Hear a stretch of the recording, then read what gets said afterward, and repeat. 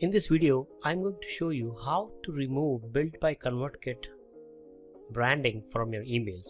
So this is one of the incentive email that was received, and at the bottom of this incentive email there's a logo from Convertkit which says built with Convertkit, and I want to remove this.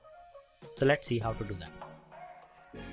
So log into your Convertkit account and go to your landing page and form, and you need to figure out which landing page is delivering that incentive. So let's say this is the one. So open that landing page or form, go into the settings and look at the incentive email. So click on edit incentive email. So you can look at the content and see if this is the one that's being sent out, and there is the built with Convertkit branding, and we want to remove that.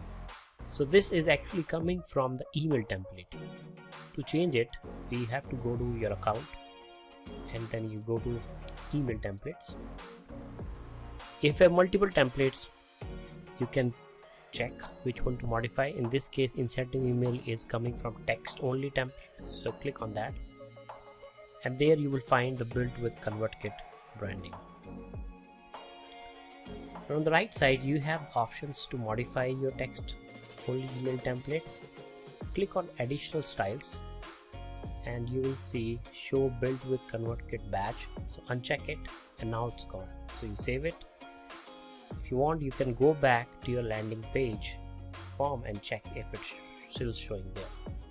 So go to settings, go to incentive, to edit email contents, and as you can see, the built with Convertkit branding is now gone, so it's not there anymore. If you're on your form, you can enable and disable this using the button in the general style. So click on this and you can uncheck it. If you see that this is grayed out for you, it's probably because you are still on a free plan, but if you are on one of the pro plans, you can easily check this. Hope you like this video, and thank you again.